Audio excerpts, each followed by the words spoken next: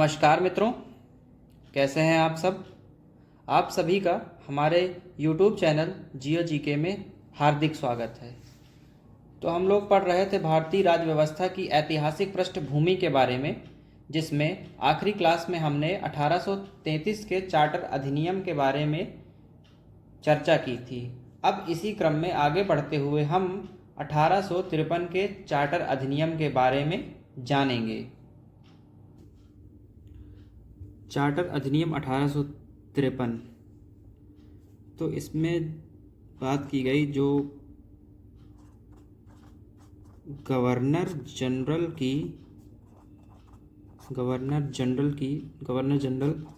विधायी परिषद थी। गवर्नर जनरल की विधायी परिषद थी। इसमें यह डिसाइड हुआ कि जो लेजिस्लेटिव फंक्शन है, लेजिस्लेटिव फंक्शन और एग्जीक्यूटिव फंक्शन, जो लेजिस्लेटिव फंक्शन है और एग्जीक्यूटिव फंक्शन है, इसके कार्यों को अलग किया जाए कि कुछ लोग लेजिस्लेटिव फंक्शन में रहें और कुछ लोग एग्जीक्यूटिव फंक्शन में रहें। लेजिस्लेटिव का मतलब होता है विधायी,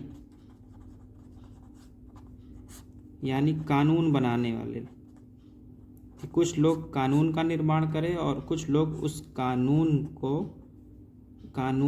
को लागू करें, उस कानून को लागू करने का काम करें। तो इसलिए गवर्नर जनरल की विधायी परिषद में लेजिस्लेटिव फंक्शन के लिए 6 सदस्यों की नियुक्ति की गई। 6 सदस्यों की नियुक्ति की गई कि भैया आप कानून बनाइए। तो इसीलिए गवर्नर जनरल की विधायी परिषद को कहा गया भारतीय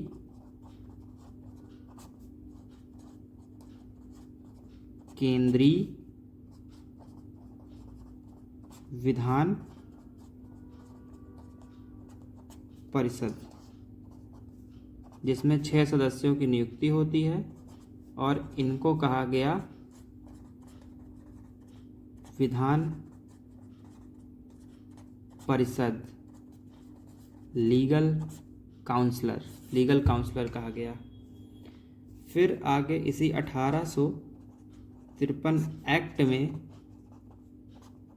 जो पहले कोशिश की कानून बनाने के लिए बात की गई थी, 1833 के एक्ट में 1833 एक्ट में जो बात कही गई थी कि ओपन एग्ज़ाम, यानी सिविल सेवकों के लिए खुली प्रतियोगिता का आयोजन किया जाए,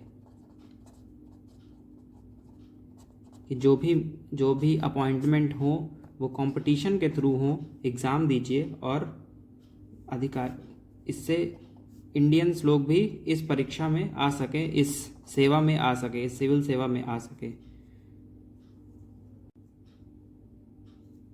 तो जो कानून बनाने की बात 1833 एक्ट में की गई थी, उसको लागू किया गया 1853 के चार्टर एक्ट में। उसको लागू किया गया 1853 के चार्टर एक्ट में। क्योंकि कानून तुरंत बन जाते थे, उसको लागू करने में काफ़ी समय लग जाता था, तो 1853 के चार्टर एक्ट में ये खुली प्रतियोगिता का आयोजन किया गया। 1853 के चार्टर एक्ट में 1854 में मैकाले समिति का निर्माण हुआ। 1854 में मैकाले समिति का निर्माण हुआ। तो मैकाले समिति किसके संबंध में है? सिविल सेवकों के संबंध में। सिविल सेवकों के संबंध में मैकाले समिति का निर्माण हुआ 1854 यानी 1854 में।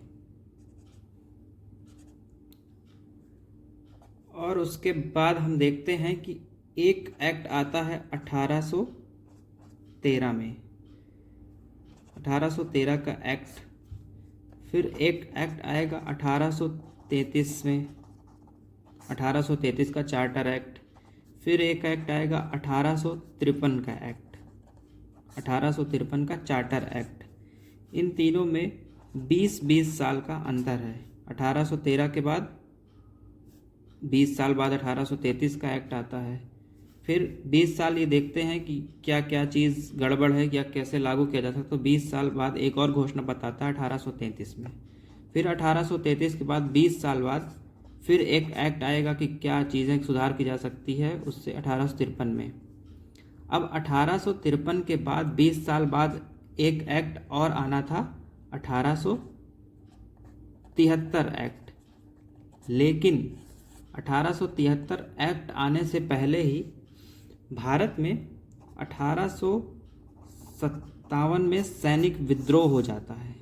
1857 में सैनिक विद्रोह हो जाता है, जिसके कारण अब किसी भी प्रकार का कोई घोषणा पत्र नहीं आएगा। उसके बारे में हम जानेंगे अगले वीडियो में, क्योंकि इसके साथ ही 1857 के सैनिक विद्रोह के साथ ही भारत में कंपनी का शासन खत्म हो जाएगा और एक ताज का शासन 1858 के बाद से 1947 तक ताज का शासन चलेगा। तो हम आगे वीडियो में 1858 का भारत शासन अधिनियम और उसके आगे 1919 का भारत शासन अधिनियम आदि के बारे में चर्चा करेंगे।